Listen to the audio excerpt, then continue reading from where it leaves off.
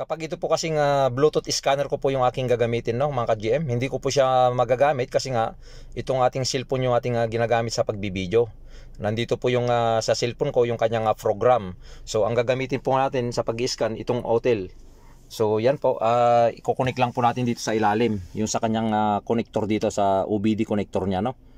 So ayan, patuloy niyo pong panoorin at ito pong ating video na ito ay wala pong cut ito. Dito sa ating GAC na sakyan na iskan natin sa kanyang check engine lights. Hello mga ka-GM, sa mapagpalang araw muli sa ating lahat. Like and share po yung ating mga videos. Ito, mayroon tayong gagawin na isang GAC GS3 na sakyan, no. Bali ito, jack to. Yan, kung makikita ninyo, mayroon siyang check engine lights diyan, nakailaw. Pero sa tire lights on niya, sa kanyang sensor, yan nakailaw din. Ano lang yan, kulang lang sa hangin yan. Pero ito yung idadiagnose natin mga ka-GM, no. Itong check engine lights. So ngayon, kakabitan natin ng scanner ito. Kinabit natin sa OBD port niya. Ito yung gagamitin natin mga ka-GM, itong Autel. So ipapakita ko sa inyo kung ano yung dahilan niyan, yung pagkakaroon niya ng check engine lights, no. Yan. So tapos search lang natin GAC. So ito siya, GAC Motors. Yan po ang kagandahan ng my scanner po mga ka-GM, no. Yan, makikita natin kung ano yung DTC code at saka magkakaroon na tayo ng guide, no. Mabilis na guide para ma-scan natin at malaman natin yung kanyang code, para may guide na tayo kung ano yung problema talaga niyan, yung pagkakaroon ng check engine lights dito. So ayan po, okay lang natin. So 2021 model. So ito siya. Bali ito yung niya, China car. Yes lang natin yan. Diagnose, auto scan.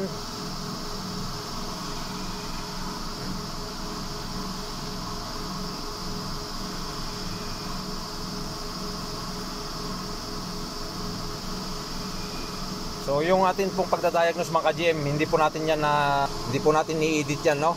Bali continuous po yan. Kung makikita po ninyo, marami siyang fault, para malaman din ninyo kung ano yung talagang dahilan nito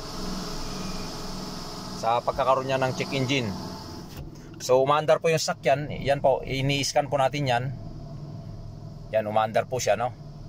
Kasi habang ini-scan natin, dahil umaandar siya, lalabas yung mga ibang lights niya, tulad ng traction control, ganon. Pero ito talaga yung i-check natin dyan, yung check engine lights, kung ano po yung dahilan dyan. Yan, makikita natin sa scanner natin, 100% na siya, marami siyang fault. Doon sa engine management, yan, no? Engine management, 9 faults yung niya, lumabas, no? So titignan po natin, continue lang natin. Wala na pong edit to mga ka-GM, continuous na ito, itong pag-scan natin, para malaman din ninyo kung ano yung dahilan talaga nito. At yung pag-scan natin, yung pagbibideo natin, wala pong edit yan, para magkaroon din po kayo ng idea. Kasi yung iba, ini-edit lang nila yung mga video nila. Dito sa atin, wala nang edit. So yan po, makikita po ninyo, yan po yung kanyang mga DTC code na lumabas, 210600, 2111, 100. So ayan po. Tapos ito, battery voltage low. Yan po yung mga niya, no. Tapos U-code, ibig sabihin pag U-code yung lumabas, communication yan. So ngayon, yan po yung niyan.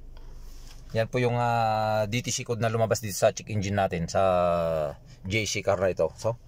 So ngayon po mga ka-GM, yan po ay dahil po dyan sa mga codes na lumabas. Kasi po ito, ang totoong nangyari dito, kinuha natin sa parking area ito, lowbat yung battery niya.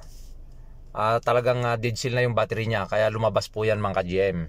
So ang gagawin lang natin dyan, papalitan lang natin ng battery, saka natin i-delete yung codes na yan, yung check engine lights. So ibig sabihin, mahina lang po yung battery nito, kaya lumabas po yan mga ka-GM, yung check engine lights, no. So pag dinilit natin yan, automatic na yan, mawawala na yan, hindi na babalik, at tapos papalitan natin ng battery. Yun po yung procedure nito sa paglabas ng niya na yan, yung check engine lights, Kaya lang lumabas yan dahil talagang dead cell na yung battery niya. Chinarge lang po natin yan, ginamper booster natin para makuha po natin sa parking area at madala dito sa loob ng workshop. So yan po yung katotohanan niyan mga ka-GM.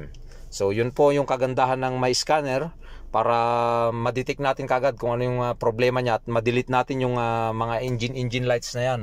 So ito po mga ka-GM, wala na po yung kanyang check engine lights dyan, kasi nga nagpalit na tayo ng battery, tapos nireset na natin dito sa computer. Yan, kung makikita ninyo, pasado na siya, no fault na siya mga ka-GM. So ayan po, like and share lang po yung ating mga videos para magkaroon din ng idea yung iba. Battery lang po yung naging problema nito, no? Kasi nga totally dead cell na siya. So pinalitan lang po natin. Yan, maraming salamat po.